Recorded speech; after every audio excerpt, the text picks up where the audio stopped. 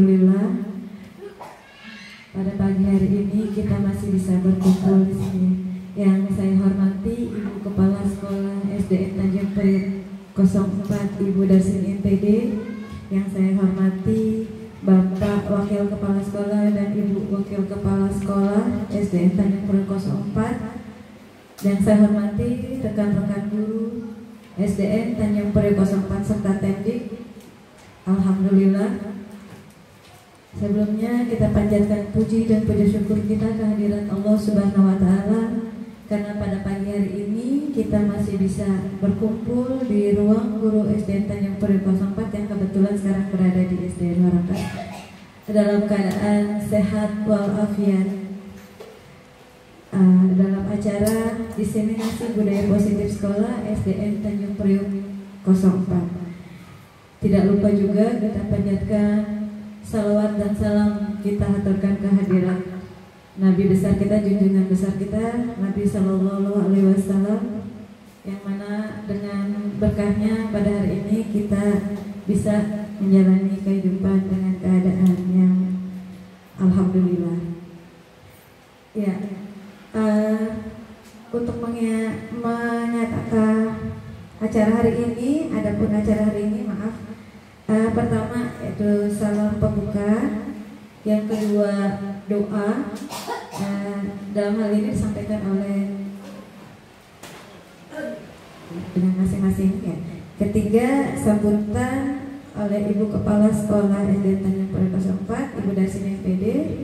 Yang keempat, acara paparan materi diseminasi budaya positif sekolah SDN Tanjung Priok 04 yang disampaikan oleh Ibu Nova Yunian Sastus di SPD, selaku pendidik guru penggerak angkatan 9 DKI Jakarta.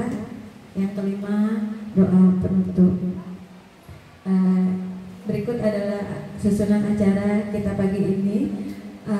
Untuk memulai, mari rekan-rekan semua kita memulai acara ini dengan membacakan doa masing-masing dengan kepercayaan kita. Ya, doa kita mulai.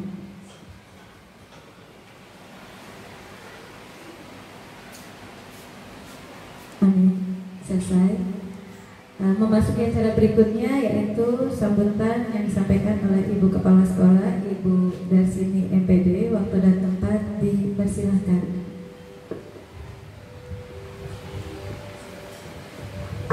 Ya, terima kasih Bu Novi atas waktunya. Assalamualaikum warahmatullahi wabarakatuh. Selamat pagi, salam sejahtera untuk kita semuanya. Alhamdulillahirrabbilalamin, wassalatu wassalamu asrafil anbiya'il mursalin wa ala alihi wa sahbihi ajma'in, amma ba'du. Yang saya hormati Bapak Ibu Wakase, baik bidang kurikulum maupun bidang kesiswaan, Ibu Retno Handayani dan Bapak Fajar Almarudfi, Bapak Ibu Guru serta Tendik SDN Tanjung Priok 04 yang saya banggakan dan yang saya sayangi. Puji syukur kehadirat Allah Subhanahu wa Ta'ala, yang mana pada pagi hari ini kita semua diberikan nikmat iman, yang utama nikmat sehat dan nikmat sempat, sehingga pada pagi hari ini kita bisa berkumpul bersama di ruang guru SDN Tanjung Priok 04, yang mana pada hari ini adalah acara diseminasi budaya positif sekolah oleh CGP Angkatan ke-9 oleh Ibu Nova Yunian Sastuti, yang mana ini diseminasi yang kedua ya Bu Nova ya.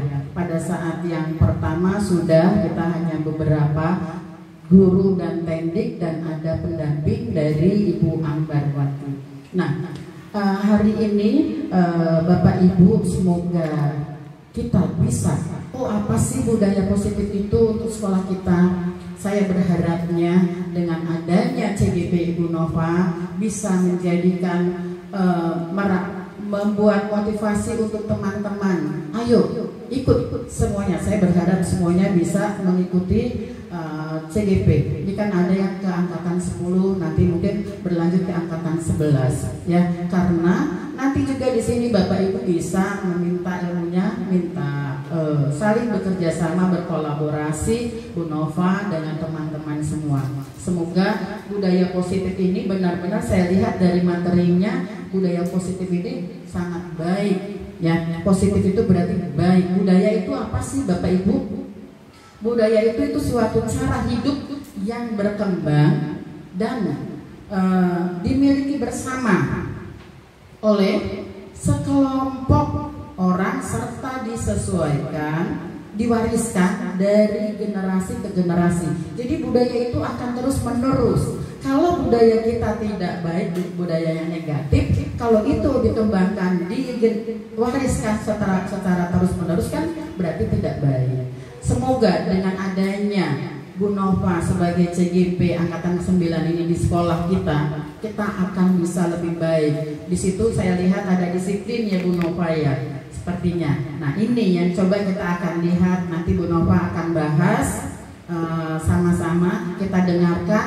Bila mana teman-teman Bapak Ibu nih tidak paham atau tidak ngerti, kita bisa mungkin ada sesi tanya jawab ya Bu Nova ya nantinya. Izin Bu Novi tadi terlupakan ya, mungkin kita sama-sama Bapak Ibu mendoakan Bu Nova, semoga Bu Nova sukses dan dalam meraih CGP di angkatan ke-9 ini, dan juga akan membawa nama baik sekolah kita, yaitu SDN Tanjung Priok 04. Selamat untuk Bu Nova, semoga sukses. Kita semua, saya pribadi sebagai pimpinan SDN Tanjung Priok 04, juga teman-teman Bapak Ibu guru pastinya mendukung kegiatan ini. Jadi saya cukup sekian, mohon maaf lahir batin bila mana ada kata-kata yang dia tidak, mohon bukakan pintu maaf. Saya iri dengan wabillahi taufiq wal hidayah. Wassalamualaikum warahmatullahi wabarakatuh.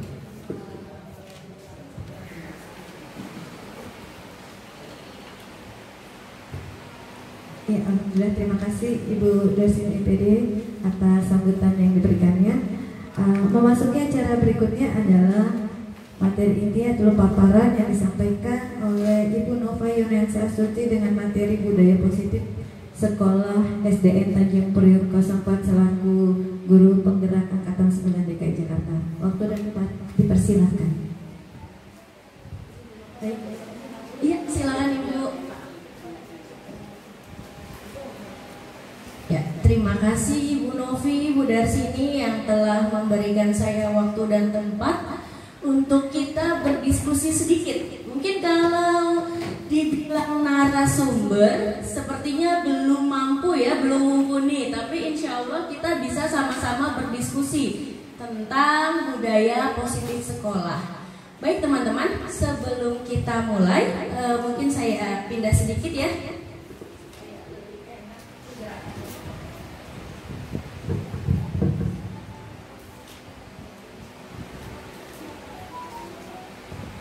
Nah, teman-teman, hari ini kita akan berbicara tentang budaya positif sekolah, tentang salah satu modul yang menurut saya selama CGP menguras banyak energi, menguras banyak emosi, serta pemikiran. Karena di sini kita diminta untuk merefleksi diri. Apakah kita sudah menerapkan budaya positif?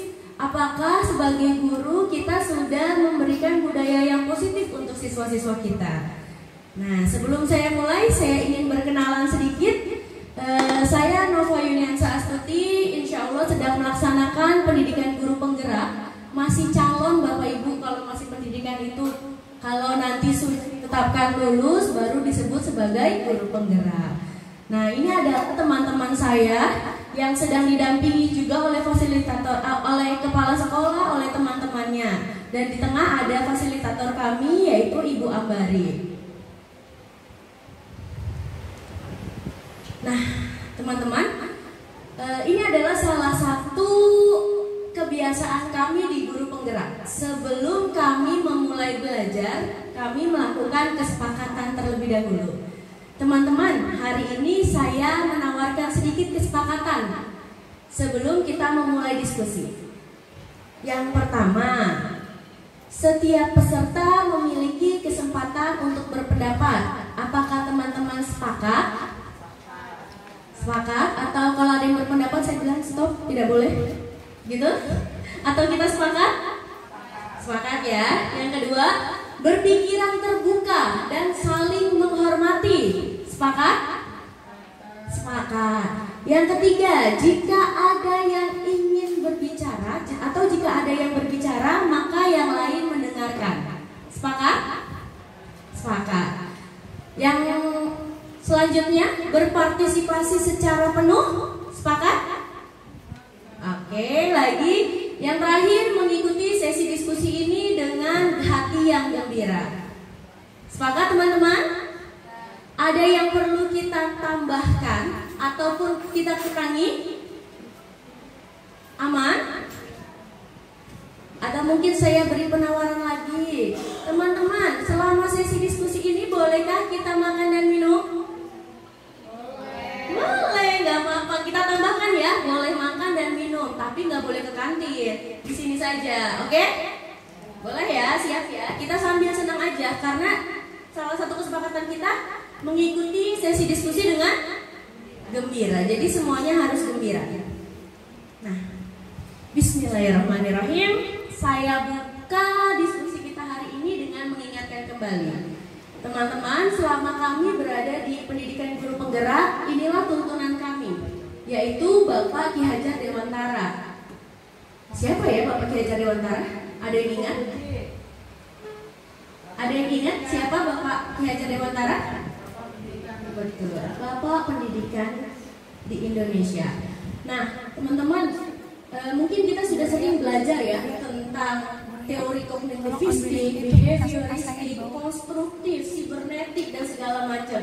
Sampai akhirnya kita lupa bahwa kita adalah orang Indonesia. Kita punya Bapak Pendidikan yang ternyata teorinya dia sangat kena dengan anak-anak Indonesia.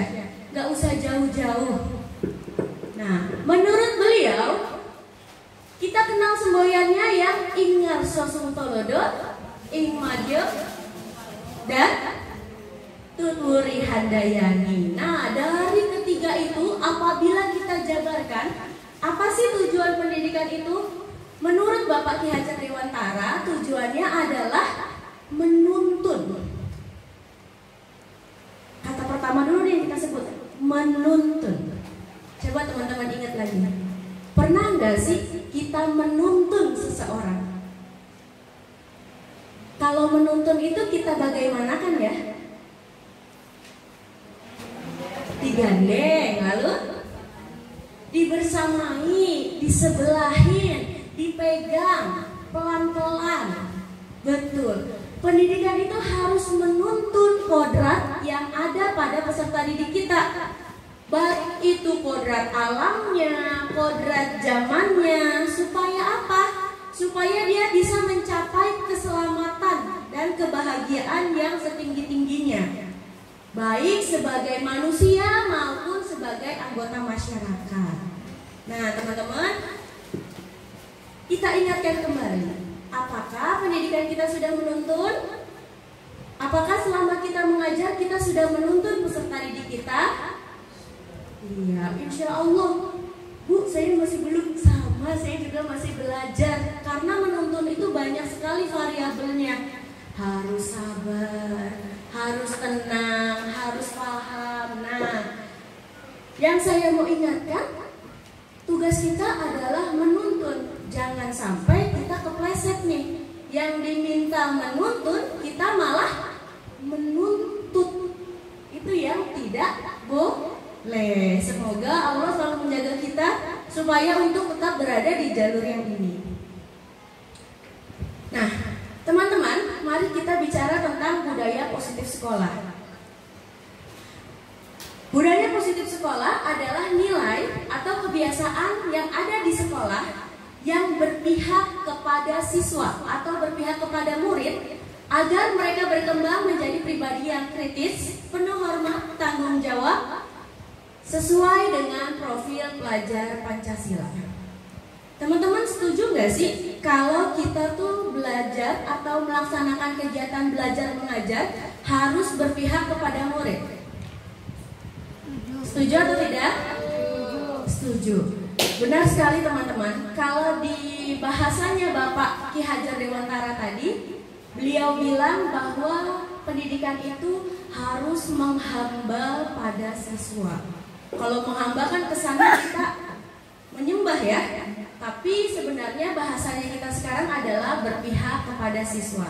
Salah satu caranya adalah melaksanakan budaya positif ini. Nah, ini adalah 7 konsep utama yang akan kita pelajari hari ini terkait dengan perubahan paradigma, disiplin positif, kebutuhan dasar manusia, motivasi perilaku, restitusi, tentang posisi kontrol utamanya, lalu ada keyakinan kelas dan segitiga restitusi. Sampai sini, ada yang ingin ditanyakan terlebih dahulu? Atau, saya sudah pernah dengar nih, saya sudah pernah baca, atau yang sudah banyak buka PMM, salah satunya ada nih budaya positif di topiknya. Ada yang ingin bertanya dulu atau menyampaikan sesuatu? Tidak ada ya? Mari kita lanjutkan. Nah, Bapak Ibu, hari ini kita akan bicara tentang perubahan paradigma belajar. Dalam membangun budaya positif sekolah, sekolah dapat menyediakan lingkungan yang positif, aman, nyaman, agar siswa mampu berpikir, bertindak, mencipta dengan merdeka, mandiri, dan bertanggung jawab. Disiplin sangat berkaitan dengan kontrol guru terhadap siswa. Benar nggak Bapak Ibu, kita mengontrol guru, mengontrol siswa kita supaya dia disiplin? Setuju? Setuju. Tapi mari kita bermain. Teman-teman, sebelahnya ada orang atau ada yang sendiri? Oh, Ibu sendiri. Ibu boleh main sama saya, Bu. Baik, teman-teman, kita akan bermain permainan kecil ini. Teman-teman, coba saya akan kasih waktu teman-teman 30 detik setiap orang. Teman-teman kepalkan tangan. Lalu teman-teman diminta membayangkan sedang menyimpan sesuatu. Nah, tugas teman satunya, dia berusaha sekuat mungkin supaya orang yang mengepal tangan itu membuka tangannya. Boleh dikelitikin, boleh dibujuk, dimarahin boleh nggak? Boleh, usahakan apapun supaya dia membuka tangannya. Nah, yang satunya lagi, karena menyimpan sesuatu yang berharga, boleh mempertahankan sekuat mungkin. Bisa? Kita mulai coba ya. 30 detik dulu untuk orang yang berada di sebelah kiri yang menggenggam. Yang kanan berarti yang membujuk. Sebelah kiri teman-teman berarti sebelah sana, yang sebelah sini yang membujuk. Siap ya? Sudah paham? Iya, boleh, terserah. Saya mulai dari sekarang ya. Saya hitung sampai 20. Ya. 1. Terserah. Bagaimanapun caranya supaya dia bisa terbuka.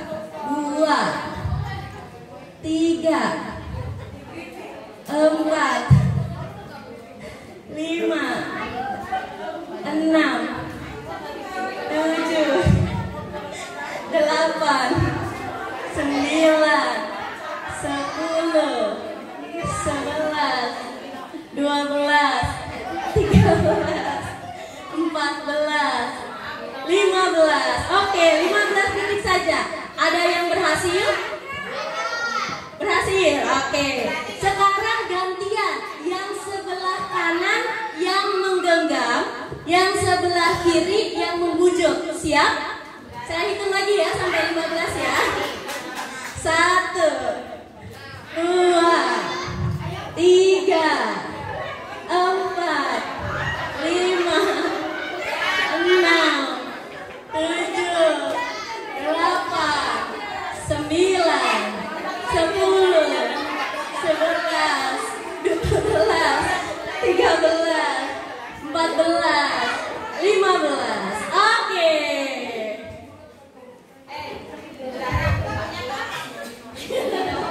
Ada yang sampai digigit. Baik, saya mau tanya, siapa yang tadi terbuka tangannya?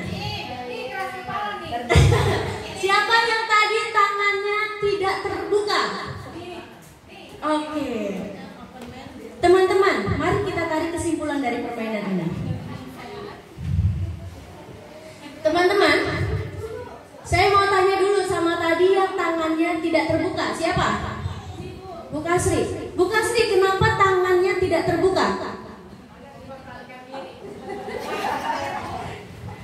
saya tidak mau terbuka. Karena Bu Kasri tidak mau terbuka, jadi ya nggak bisa dibuka. Siapa yang tangannya terbuka?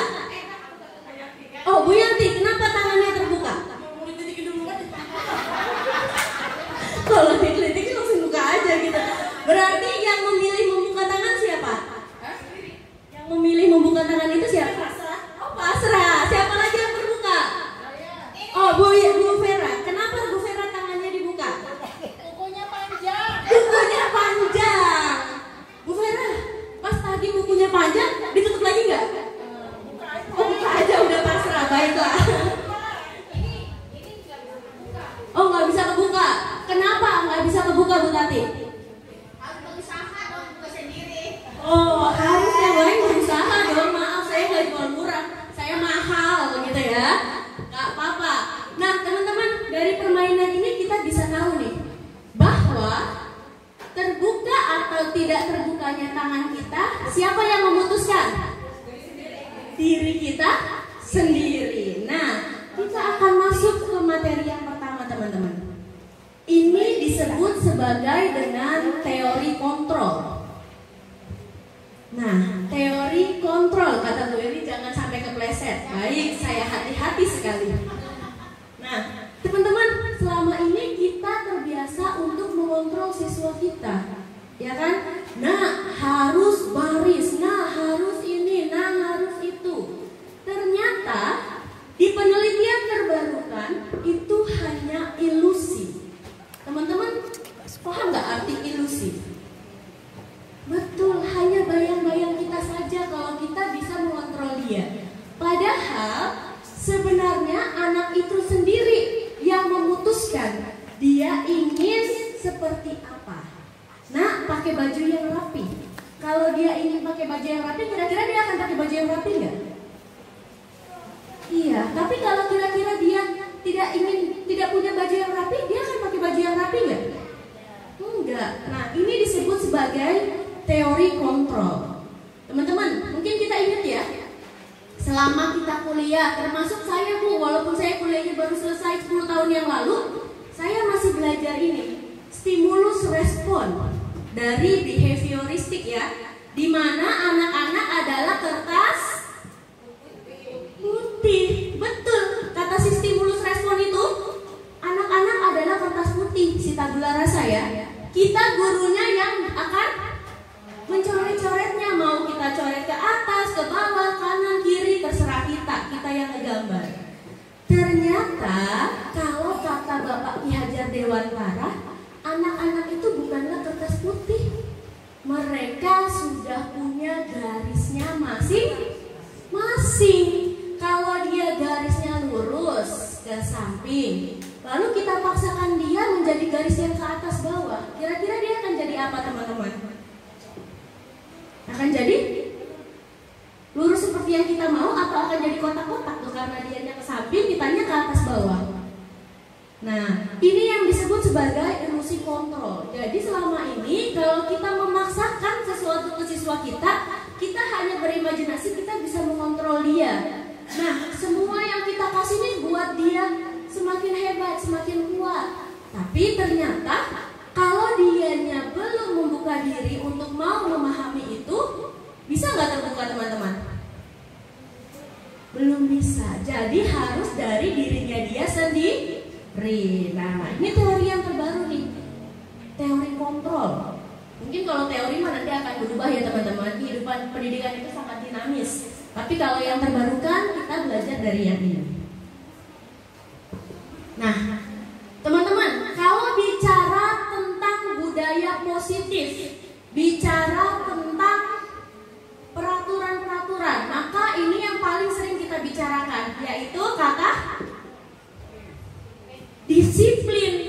Sering gak kita ingetin anak-anak, nah harus disiplin, nah harus datang tepat waktu. Ini adalah tema yang sering banget kita bicarakan. Apa sih makna kata disiplin itu?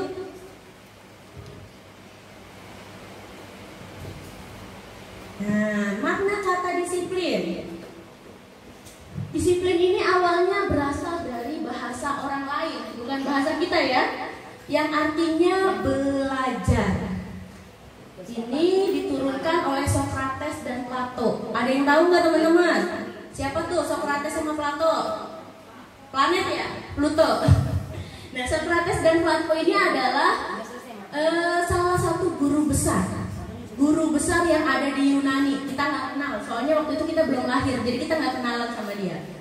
Nah, dia bilang bahwa disiplin diri itu harusnya menggali potensi menuju sebuah tujuan atau apapun yang dia hargai.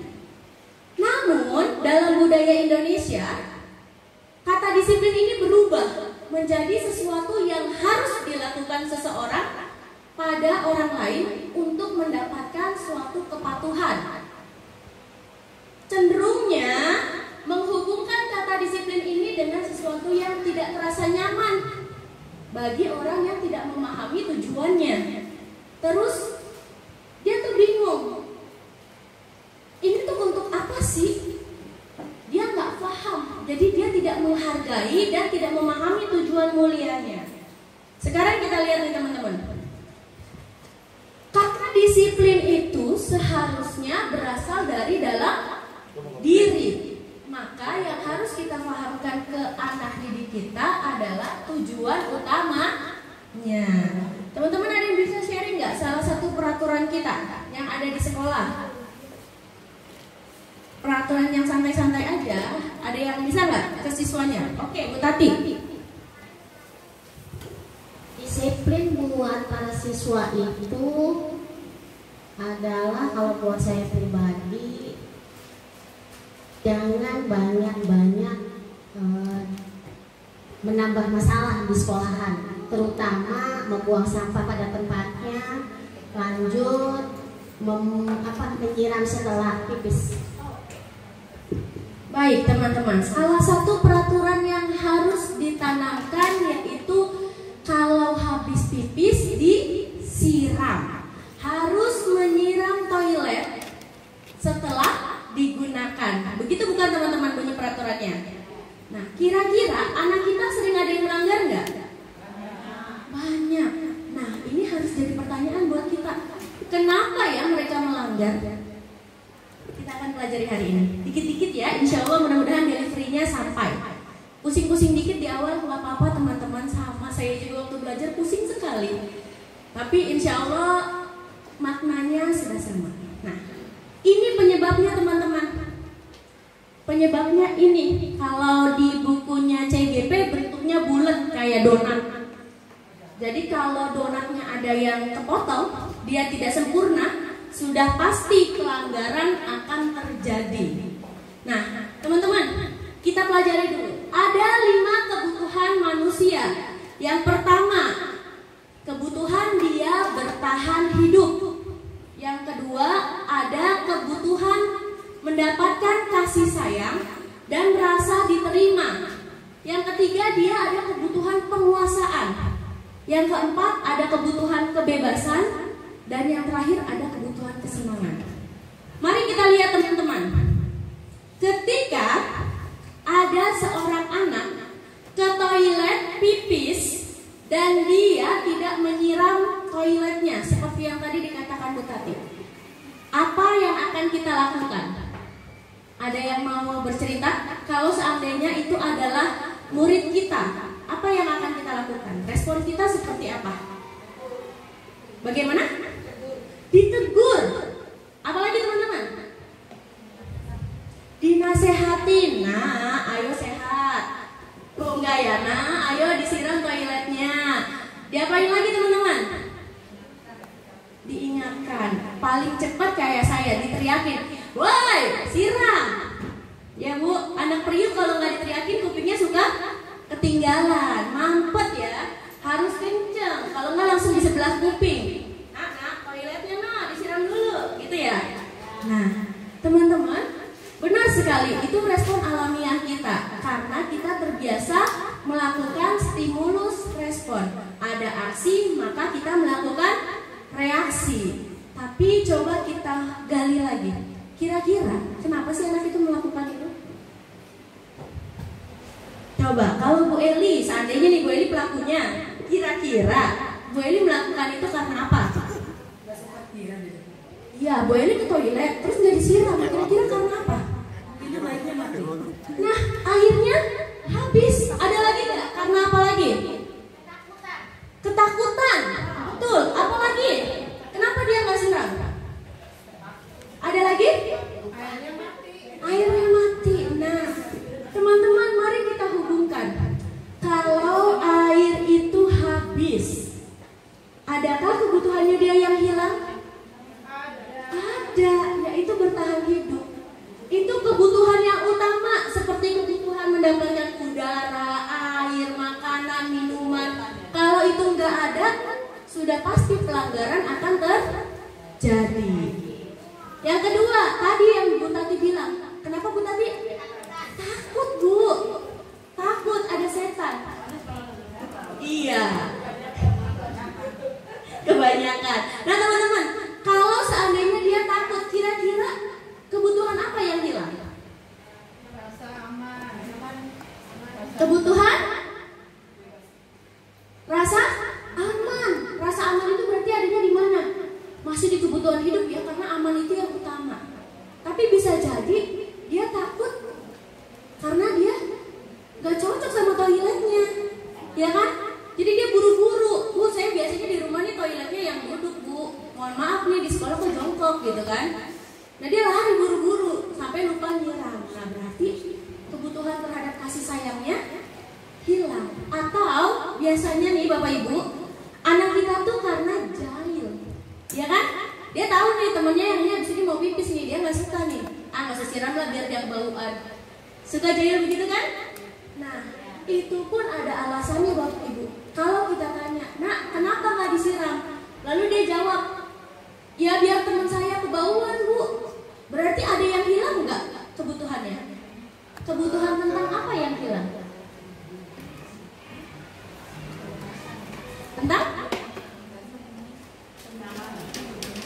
Tentang nih ada 5 nih, kebutuhan bertahan hidup, kasih sayang, penguasaan, kebebasan, dan kesenangan.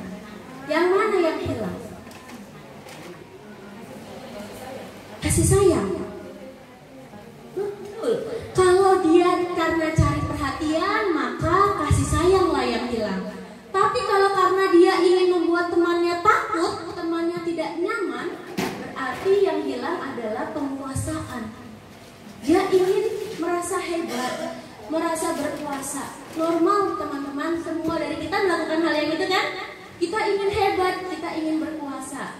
Nah, jadi kalau kebutuhan ini terpenuhi, kira-kira masih terjadi pelanggaran nggak teman-teman? Insya Allah sih enggak. Walaupun manusiawi ya Bu, kalau masih ada kadang-kadang takarannya segelas, kita pengennya 2 gelas nih. Udah dikasih kekuasaan, tapi pengennya kekuasaannya 3 gelas gitu. Itu manusiawi, berkembang, berarti dia dominan di kebutuhan yang tersebut. Nah, kita lanjut nih teman-teman. Wah, ada sedikit kasus ternyata. Ibu Ambar, oh saya minta tolong aja deh, siapa yang mau bantu saya membaca? Ibu Yeti boleh? Bu Rara, oh Bu Rara sedang sibuk dulu ya. Ya, terima kasih. Ibu Ambar, guru wali kelas 2A di SD Pelita Hati, sedang bingung menghadapi ulah salah satu murid di kelasnya, Doni.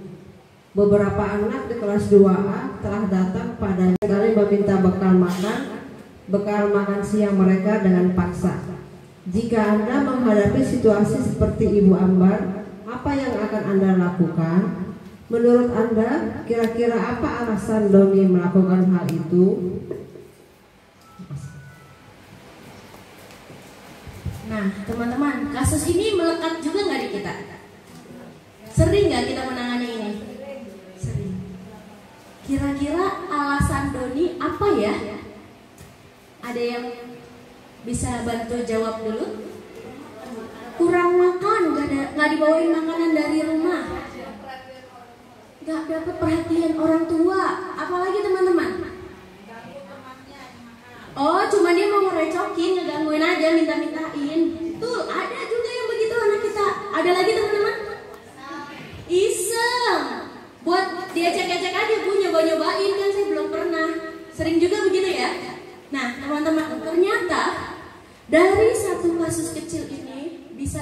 menjadi 5 pecah dari kebutuhannya.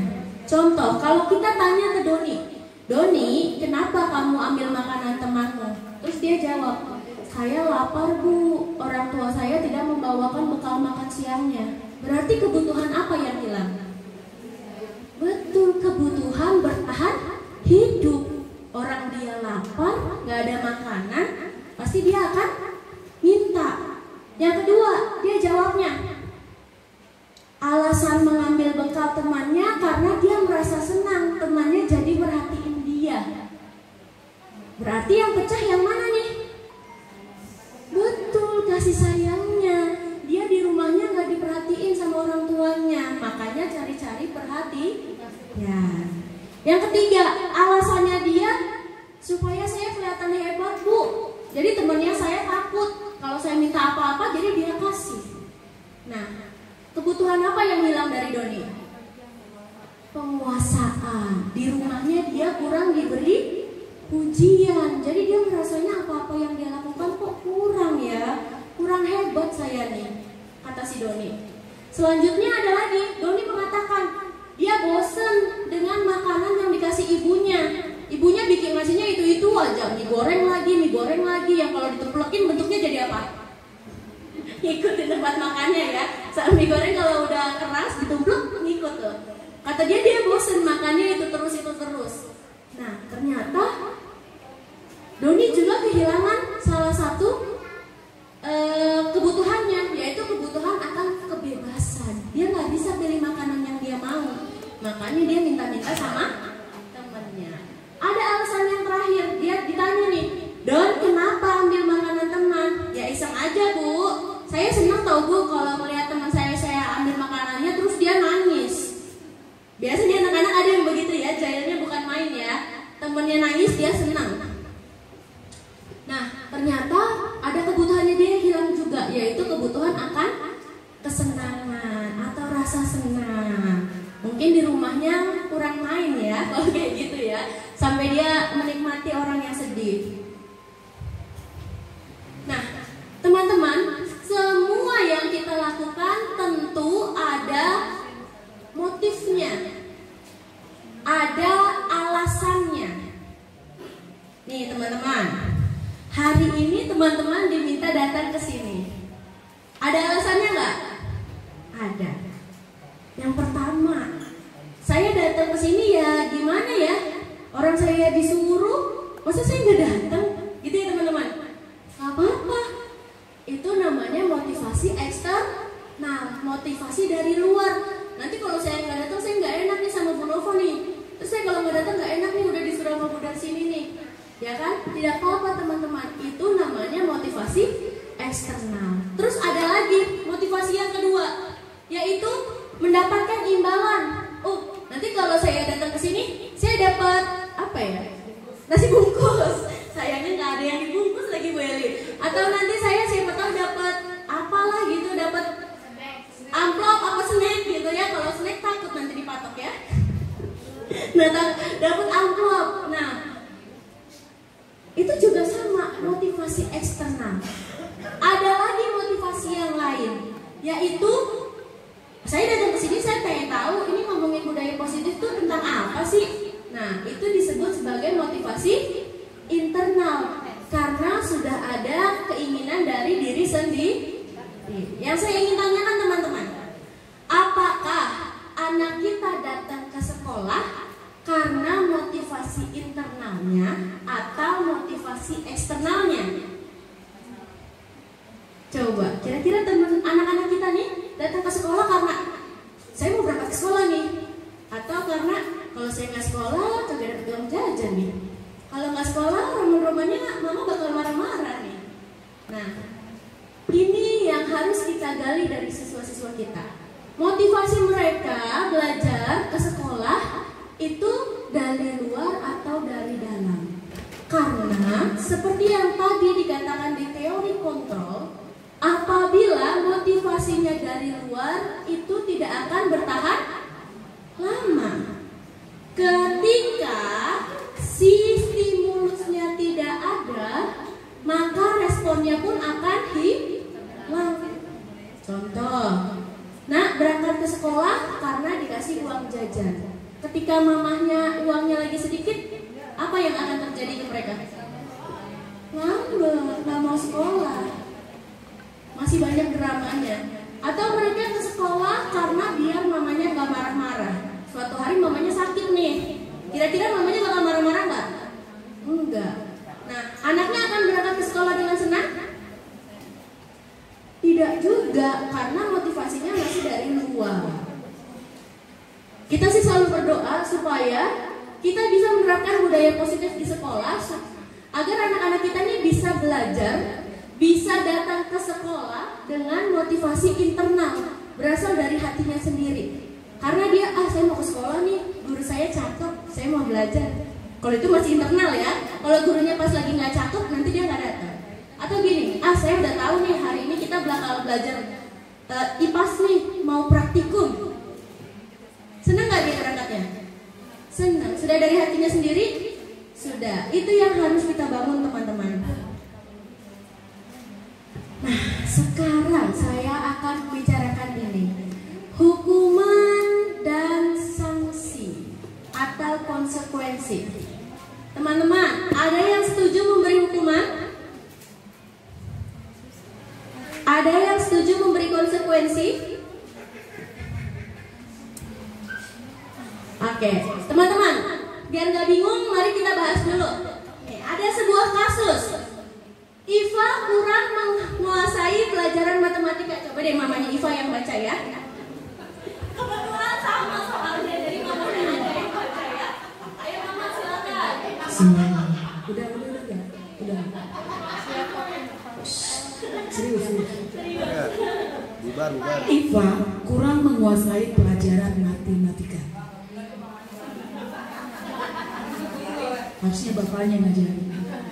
Sehingga pada saat pelajaran tersebut berlangsung, dia lebih banyak berdiam diri atau menggambar di buku pelajarannya.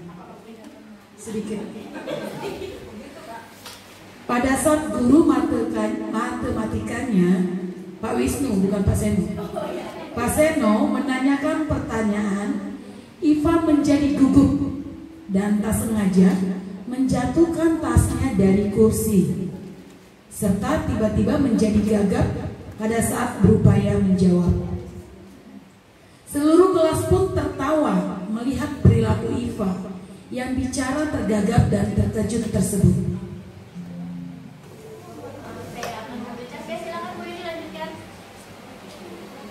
Pak Seno pada saat itu membiarkan teman-teman Iva menertawakan Iva yang tergagap dan malu luar biasa, dan malahan minta Iva untuk maju ke depan dan berdiri di depan kelas sambil menunjuk hidungnya karena tidak bisa menjawab pertanyaan Pak Seno.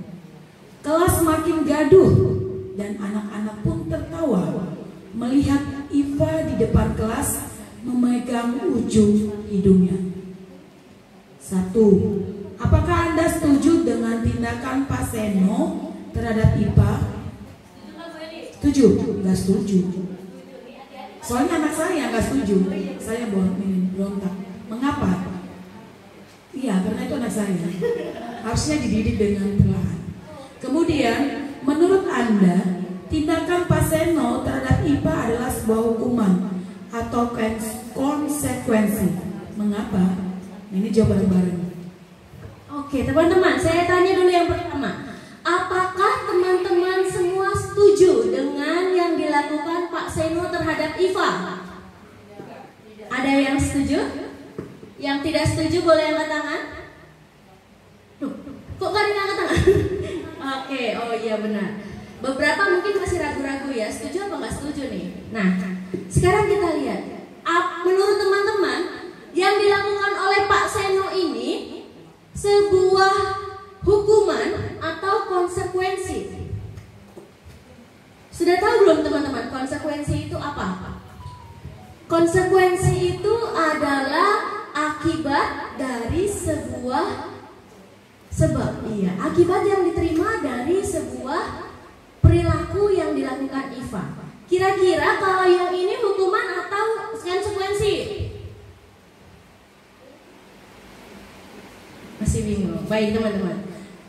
Teman-teman, kalau hukuman itu sifatnya insidental, mendadak, tidak direncanakan. Sedangkan kalau konsekuensi sudah diperhitungkan. Contohnya, kita punya peraturan sekolah, atau kalau di guru deh, di guru, kita punya tata tertib disiplin.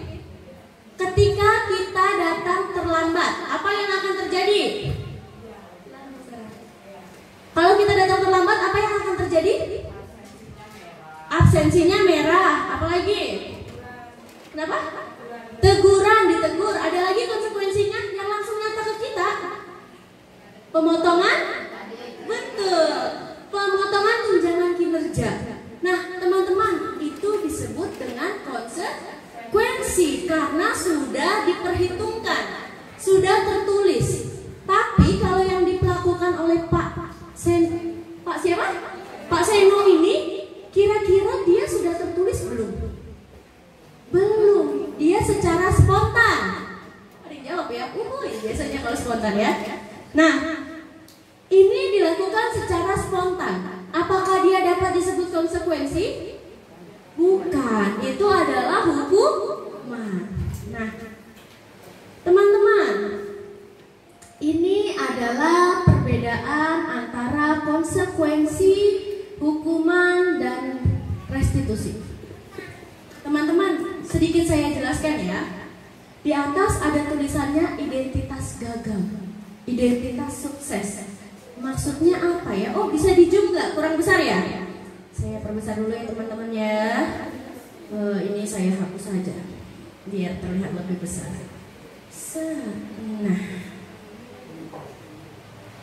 Nah, sudah terlihat teman-teman? Nah, teman-teman, pada dasarnya ketika seseorang melakukan pelanggaran, dia sudah merasakan kegagalan terhadap dirinya sendiri. Benar nggak teman-teman? Contoh, hari ini kita datang terlambat. Dari depan gerbang sudah deg-degan belum? Sudah. Di angkot sudah deg-degan belum? Sudah. Sudah panik belum? Sudah menyalahkan diri sendiri belum? Betul. Nah, di sini fungsinya teman-teman.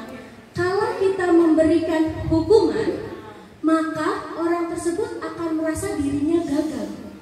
Kalau dia merasa gagal, apakah dia akan diperbaiki? Apakah kalau dia sudah merasa saya gagal nih, bisa diperbaiki nggak? Bisa, tapi sulit. Nah, contoh, kita sudah tahu nih kita terlambat nih, tapi kita tahu konsekuensinya kalau kita terlambat TKD kita dipotong. Kita panik, tapi kita menyalahkan diri nggak? Iya, hanya sedikit beda sama dihukum. Kalau dihukum, contohnya Bu Darsi bilang gini, Bapak Ibu kalau terlambat berdiri di lapangan ya 1 jam, biar anak-anak lihat jadi contoh. Nah, kira-kira dari depan gerbang kita udah gimana tuh Bapak Ibu? Keringet dingin dari atas sampai bawah ya. Kita udah kayak, ya Allah, astagfirullahaladzim, mana dilihat murid lagi. Untungnya enggak ya Bu, alhamdulillah, terima kasih loh Bu tidak memberikan kami hukuman. Nah, betul, itu yang ingin dibangun. Makanya ada konsekuensi yang diberikan oleh BKD. Kalau terlambat, maka gaji kita akan dipotong, tunjangan kita dipotong, tunjangan kinerjanya. Nah, meskipun kita menyalahkan diri, tapi identitasnya itu tetap sukses. Kita tahu, kita paham kita melakukan kesalahan, nanti kita akan perbaiki, masih nanti, gitu kan mikirnya, tergantung situasi nanti. Nah, teman-teman, tadi kita sudah bahas hukuman, bahas konsekuensi, tapi sebelah kanan ada apa tuh teman-teman? Iya Ibu, silakan. Oke, terkait dengan kewajiban, tadi dikatakan bahwa dengan kita terlambat maka akan ada yaitu TKD kita. Padahal TKD itu bukan hanya yang bersangkutan, harus dia berpikir, makanya saya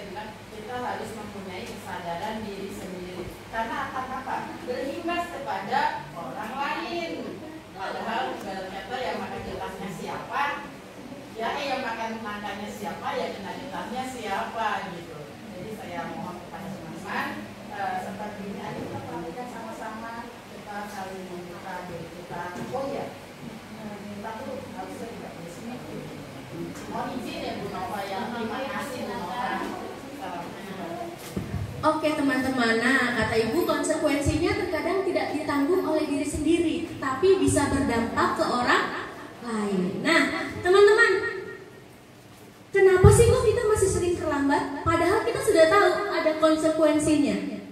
Nah ini yang masih jarang kita lakukan teman-teman, yaitu restitusi. Hati-hati ya, boleh silakan dulu. Oke. Sip. Oke, dah. Di sebelah kanan ada yang namanya restitusi, Bapak Ibu.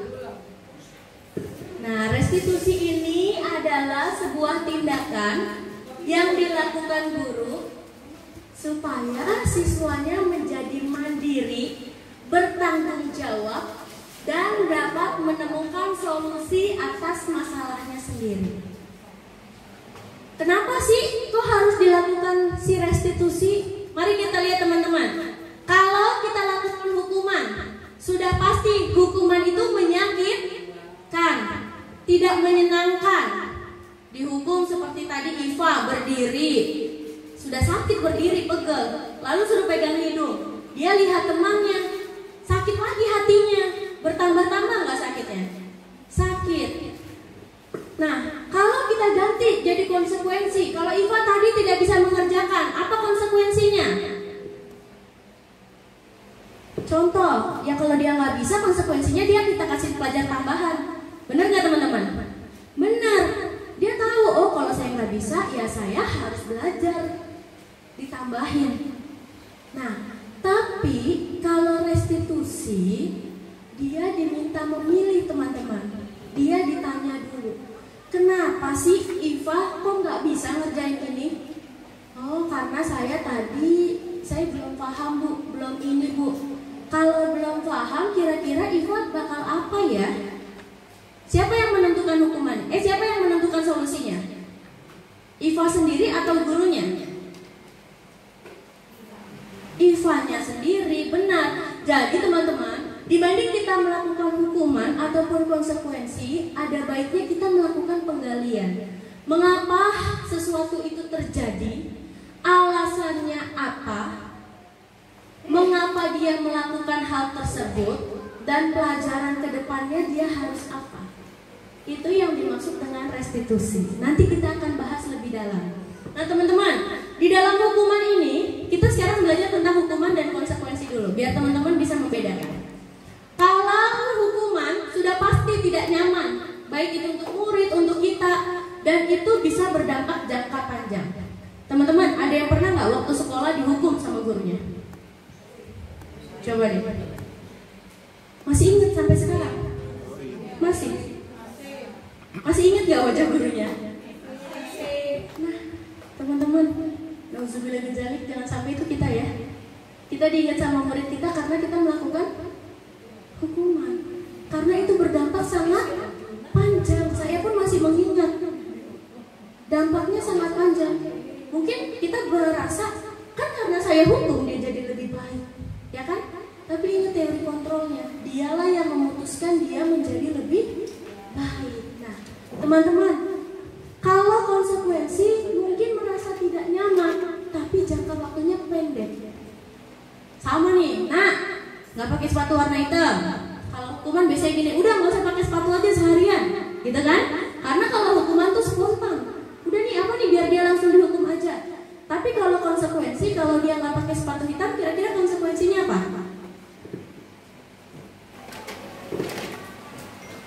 Ada nggak muridnya yang pernah nggak pakai sepatu yang berwarna hitam dikasih konsekuensinya apa?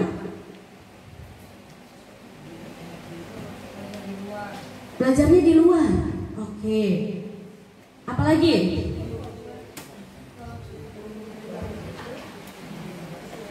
Konsekuensinya pulang dulu, ambil sepatu, ganti, balik lagi. Atau kalau murid kita terlambat, biasanya kalau terlambat udah berdiri aja di lapangan 2 jam. Itu konsekuensi atau hukuman? Hukuman. Kalau konsekuensi bagaimana?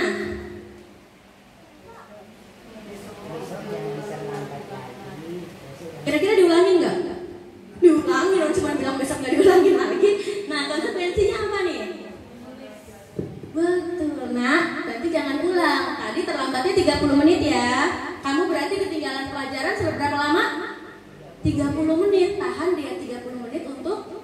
belajar. Sama-sama mendapatkan hukuman? Sama-sama ada solusinya? Sama. Mana yang menyakitkan, mana yang tidak menyakitkan? Hukuman menyakitkan. Kalau Bapak Ibu kasih dia hukuman 2 jam berdiri, dia akan ingat nih. Karena pas 2 jam itu ada kakinya sakit, dia keringet dingin. Sudah pasti kan? Saya pernah dihukum Bapak Ibu 5 menit doang berdiri di depan. Saya sudah pucat hampir mau pingsan.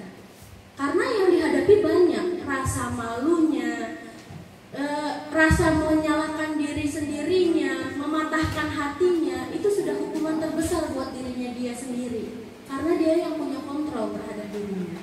Nah, biar teman-teman gampang, mari kita main game sedikit. Teman-teman boleh buka handphone? Saya kirim 1 link ya. Kita akan belajar menentukan mana itu hukuman, mana itu konsekuensi. Saya kirim dulu linknya sebentar. Saya keluar dulu ya.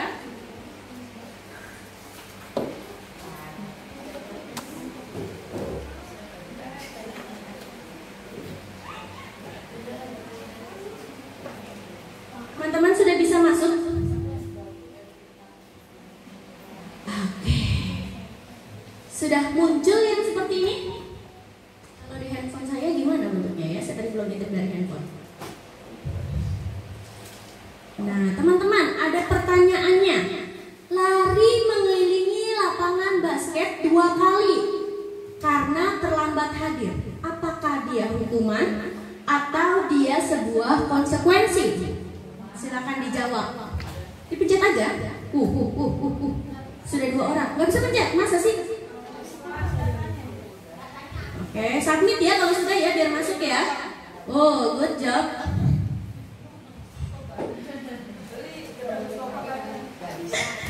Oke, sudah ya?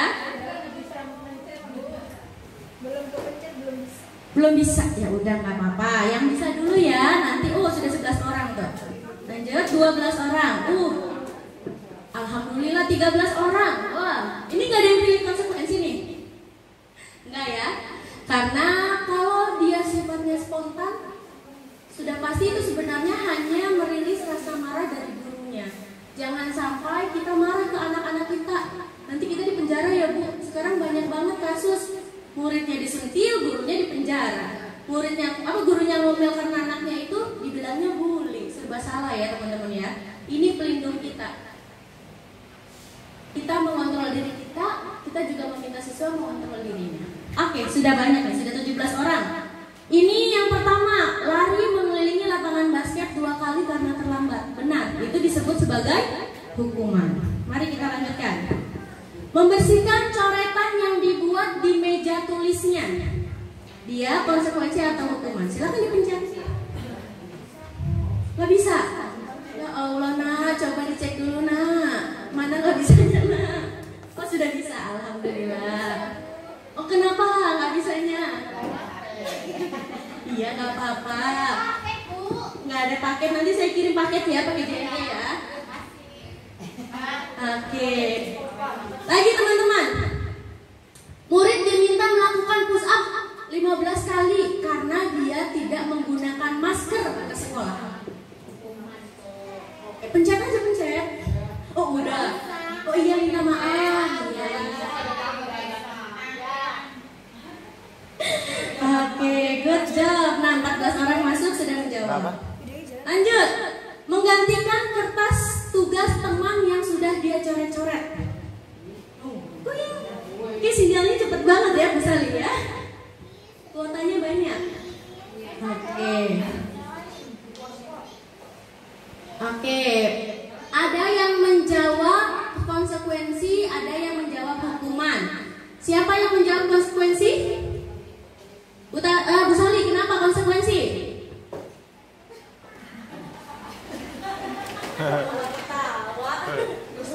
Oh, nggak usah pakai mic. Silakan. Kenapa Bu Sali? Konsekuensi dong, karena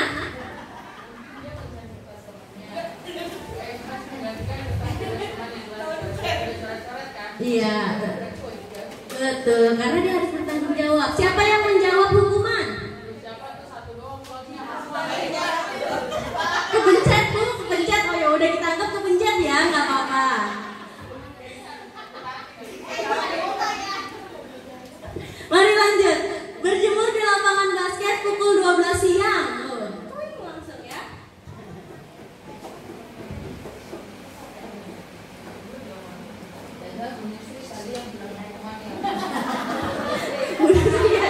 Oh nih, berjemur di lapangan basket pukul 12 siang karena mengobrol.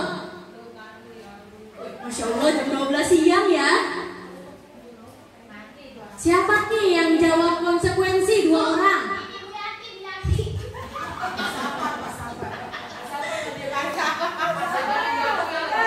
Oke. Mas Batiar, oh di belakang iseng ya ternyata ya. Oh kesenggol ya udah nggak apa-apa. Tapi teman-teman, kalau yang ini hukuman atau konsekuensi? Hukuman. Jam 12 siang loh teman-teman. Kita mau beli es aja mikir lagi, mendingan gak usah minum ya, ketimbang panas-panasan. Ini dihukum. Yang ada tuh anak langsung mimisan ya, panas banget.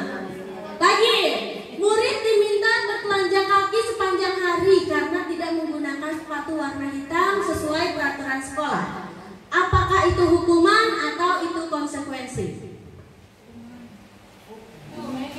Konsekuensi. Balap-balapan nih, siapa yang lebih tinggi? Ada yang nyontek.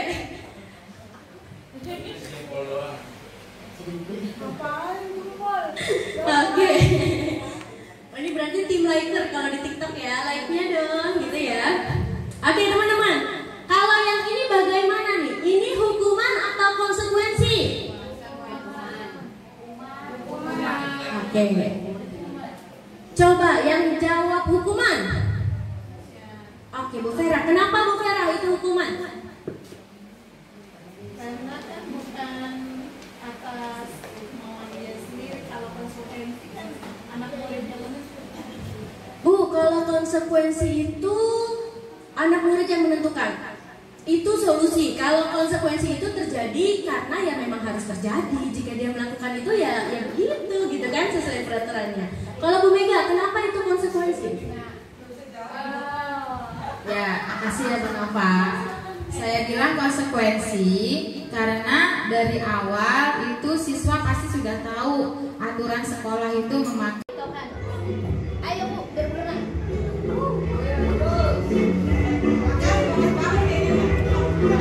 Di sini kali depan rekaman. Pegangan.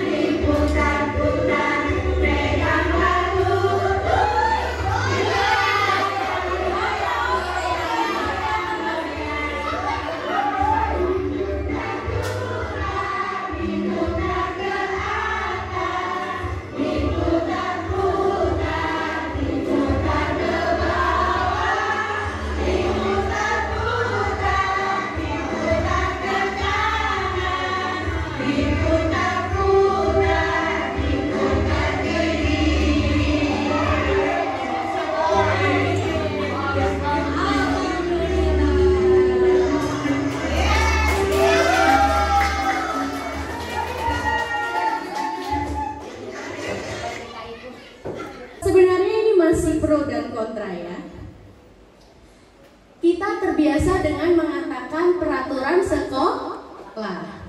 Nah, karena biasanya peraturan itu masih terkait dengan kata-kata yang ada jangan, ada tidak boleh, ada kata harus, maka sekarang ini setelah saya pelajari ternyata dia sedikit bergeser. Sekarang diubah menjadi keyakinan kelas atau disebut sebagai keyakinan. Mengapa disebut keyakinan? Tadi, karena yang bisa mengontrol diri kita siapa? Kita sendiri. Maka kalau kita belum yakin, bisa nggak kita dibuka? Bisa nggak kita mematuhi sesuatu?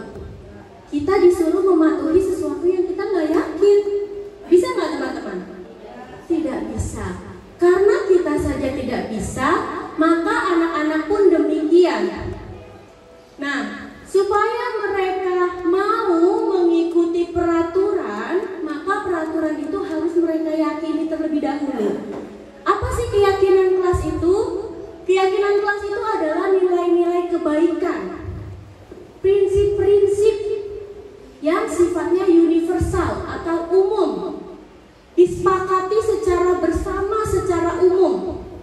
Baik yang beda agama, beda suku, beda negara, beda bahasa, dia sama-sama meyakini hal tersebut. Nah, menurut Gosen, suatu keyakinan akan lebih memotivasi seseorang apabila dia berasal dari dalam, dari dirinya sendiri, si motivasi intrinsiknya. Nah, seseorang akan lebih bersemangat untuk menjalankan keyakinannya daripada hanya sekedar mengikuti peraturan. Nah, teman-teman, nih, biasanya kita akan buat peraturan bunyinya gini. Kembalikan buku ke tempatnya. Bu Nusri, sering tulis ini nggak di perpustakaan? Kembalikan buku pada tempatnya. Ada nggak peraturan itu di perpustakaan? Betul. Bu Nur, di kelas ada peraturan ini nggak? Mengembalikan barang ke tempatnya. Betul. Itu bentuk peraturannya. Kalau bentuk keyakinannya, nilai-nilai yang bisa diterima oleh semua orang disebut dengan nama tanggung jawab. Nah, ini adalah nilai-nilai yang harus diyakini anak-anak. Kalau mereka sudah bisa meyakini nilai tanggung jawab, otomatis nggak dia bisa mengembalikan buku ke tempatnya? Otomatis. PR-nya apa? Membuat anak yakin terhadap nilai itu. Yang kedua, kita sering ngomong nggak? Nah, jangan suka ganggu teman, jangan mengganggu orang lain. Itu bentuk peraturannya. Kalau bentuk keyakinan kelasnya, dia harus betul menghormati orang lain. Nah, tadi yang peraturan-peraturan ini, yang banyak ini, kira-kira akan dihafal nggak sama anak-anak? Enggak. Hafalnya aja enggak, apalagi ngelakuin ya Bapak Ibu ya. Sama kayak kita, peraturan. Ting, ting, ting, ting, ting, ting, ting, ting, ting. Banyak banget sih, kita harus bagaimana nih gitu ya. Jadi, maka kita buatlah keyakinan kelas yang lebih sedikit, yang lebih bisa dicerna. Mungkin teman-teman masih ingat, saya pernah sebutkan 3 aturan, saya sebutnya saat itu. Sebenarnya ini sama, 3 keyakinan yang sudah saya pegang selama 7 tahun. Kalau anak-anak itu harus be safe, be care, be yourself. Nah, itu keyakinannya. Dia harus aman, harus peduli, dan harus jadi diri sendiri. Hanya itu saja.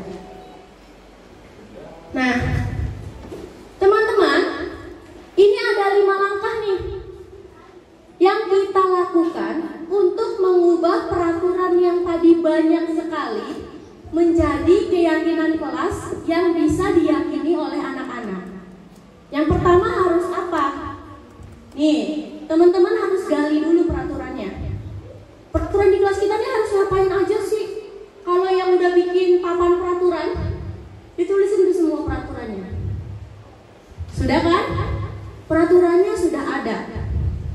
Sekarang yang keduanya, kita ubah tuh peraturannya dengan kalimat-kalimat yang positif. Yang tadi ada kata, jangan membuang sampah sembarangan.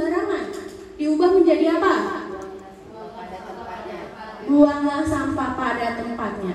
Jangan mencoret-coret tembok. Berubah jadi apa? Apa? Gak boleh pakai kata dilarang. Ini di sini trikinya kita. Gak boleh ada kata dilarang. Menjaga keindahan atau kerapihan kelas. Nah, kita ubah dulu nih semuanya jadi kalimat positif. Kalau sudah kita ubah, maka tahap ketiganya adalah kalimat positif itu kita tarik nilai-nilai kebajikannya. Biar lebih real, saya kasih gambaran sedikit ya teman-teman. Nih, ini adalah peraturan kelas yang kami kumpulkan jadi satu. Nih, di sini ada jangan mencontek, jangan ini, jangan itu. Semua jangan-jangan ada di sini nih. Jangan-jangan, tidak, harus, semua ada di sini. Kalau sudah, saya ubah menjadi kalimat yang lebih positif. Yang pertama nih, ada datang tepat waktu. Sudah positif? Sudah. Lalu ada mengerjakan ujian dengan jujur. Sudah positif? Sudah. Melaksanakan piket. Sudah positif? Sudah. Menjaga kebersihan, menghormati. Sudah? Ini tadinya ada jangan membuli, jangan ngata-ngatain orang tua. Anak-anak kan sering gitu ya, Bu. Nah, kalau sudah, nanti si kalimat positif ini kita tarik ke nilai kebaikannya. Contoh nih, datang tepat waktu, berarti nilai kebaikannya tentang apa dia? Tentang disiplin, betul. Mengerjakan ujian dengan jujur, berarti nilai kejujuran, betul. Setelah saya tariknya dari peraturan yang sebanyak ini, ternyata hanya ada 5 nilai keyakinan yang kami sepakati. Nah, yaitu nilai disiplin, jujur, sopan santun, kebersihan, dan tertib. Kita tanyakan lagi ke anak-anak. Nah, apakah kalian sudah yakin? Jawaban anak-anak apa biasanya? Yakin. Kenceng banget ya. Tapi habis itu dia ngobrol. Berarti sudah dilanggar keyakinannya. Nah, Bapak Ibu, supaya itu menjadi keyakinan yang menempel, apa sih yang harus kita lakukan? Ada banyak gayanya, ada banyak triknya, ada banyak caranya. Yang saya lakukan salah satunya saya sebut ini sebagai tabel T. Karena bentuknya seperti huruf T tuh. Nah, ini tabel terlihat seperti dan tidak terlihat seperti. Contohnya, ada satu nih yang saya kasih di sini, sikap disiplin. Saya minta anak-anak untuk menuliskan. Nah, kalau kita orang yang yakin harus disiplin, kita tuh terlihat seperti apa ya? Lalu mereka menuliskan, nih, orang yang disiplin itu terlihat dia datang ke sekolah tepat waktu. Benar nggak Bapak Ibu? Benar. Orang yang disiplin itu dia terlihat kalau piket dia rapi dan baik. Benar nggak? Benar. Orang yang disiplin itu tidak mengacak-ngacak benda di kelas. Orang yang disiplin itu memakai seragamnya lengkap. Dan orang yang disiplin itu bisa mengumpulkan tugas tepat waktu. Nah, apakah saya memaksa mereka untuk melakukan itu? Sudah mulai kedistrak ya teman-teman ya, nggak apa-apa sebentar lagi. Ibu Mega, boleh dulu. Nah, sebentar lagi kita selesai. Boleh istirahat ya. Nah teman-teman, saya tidak memaksa mereka untuk menuliskan ini. Mereka menuliskan sendiri berdasarkan pemikiran mereka. Bentuk ideal dari orang yang melakukan kegiatan disiplin, orang yang percaya terhadap nilai disiplin. Setelah ini saya bagi tugas, mana tugas guru dan mana tugas siswa. Mana yang bukan tugas guru, mana yang bukan tugas siswa. Contohnya, kenapa dilakukan demikian? Supaya anak-anak merasa, oh berarti yang mengambil bagian dari kedisiplinan ini bukan hanya kami, tetapi semua orang yang berada di dalam kelas tersebut. Itu keyakinan yang dibawa bersama-sama. Contohnya, tugas saya mengajar, tugas anak-anak belajar.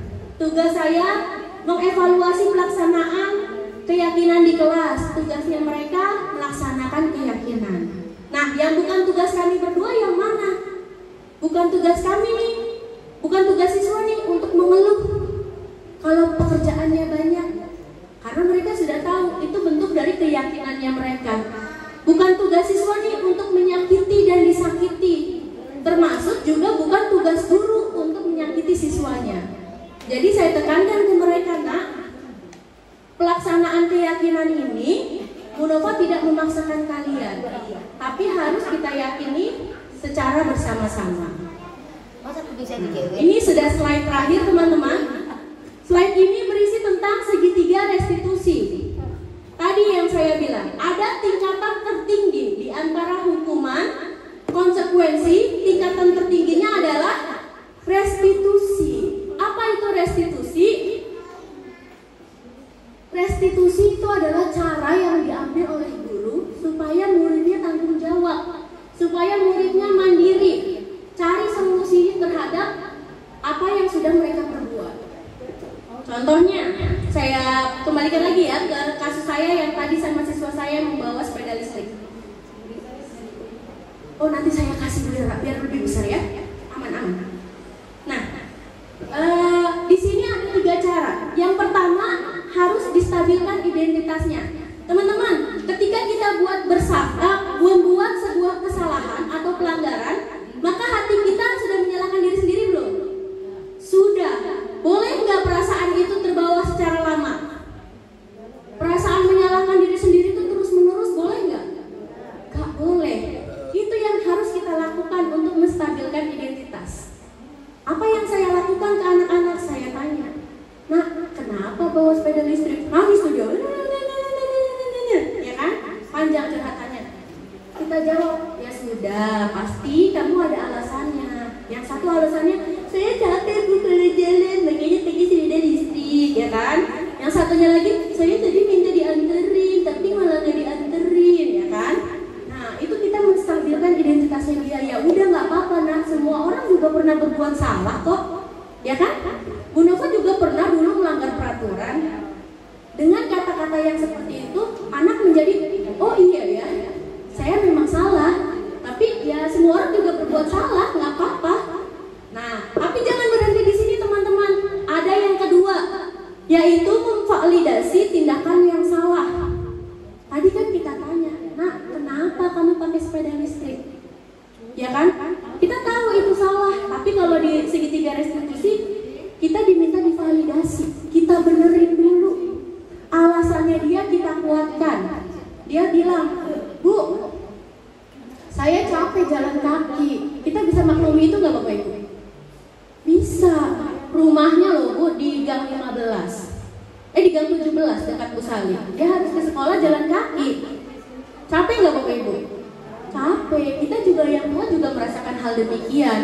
Nah, kita benarkan dulu. Nah, iya Bu Nova tahu ya kalau ke sekolah jalan kaki itu capek. Alhamdulillah loh kamu naik sepeda listrik ke sini selamat, nggak kenapa-napa di jalanan, ya kan? Kita validasi dulu, kita berada di posisinya dia. Semua kesalahannya kita cari alasannya, kita kuatkan alasannya.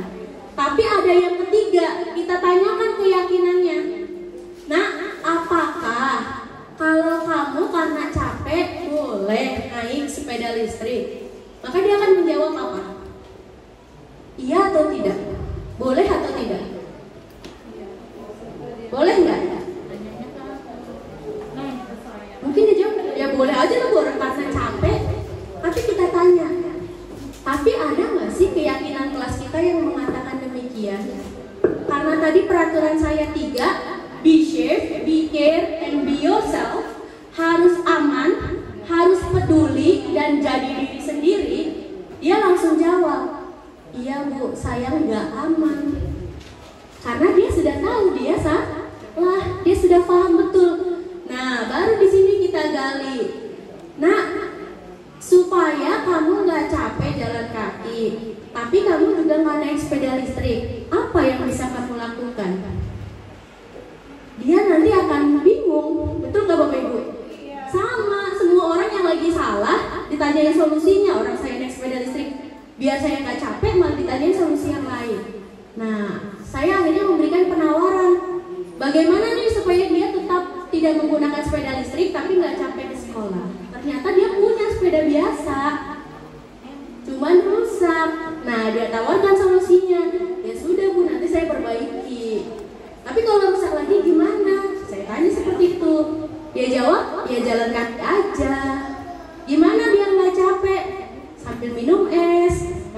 argumen, dia akan tawarkan solusi yang demikian. Nah, ini yang disebut sebagai restitusi. Kita tidak memberikan hukuman, dia tahu konsekuensinya, tapi dia punya pandangan yang baru ke depannya dia harus apa. Termasuk mencegah dirinya dia melakukan pelanggaran-pelanggaran lainnya. Seperti itu teman-teman. Nah, karena slide saya sudah habis rasanya. Alhamdulillah. Terima kasih. Terima kasih telah membersamai saya hari ini. Saya harap apa yang tadi disampaikan menjadi masukan yang baik untuk kita semua. Yang kalau ada yang buruk, insya Allah datangnya dari saya, bukan dari orang lain. Mungkin cara saya salah menyampaikan, kalau esensinya insya Allah semuanya sudah baik. Semoga juga bisa kita laksanakan dan kita bisa menumbuhkan budaya positif di sekolah kita. Setuju teman-teman? Billahi taufiq wal hidayah. Wassalamualaikum.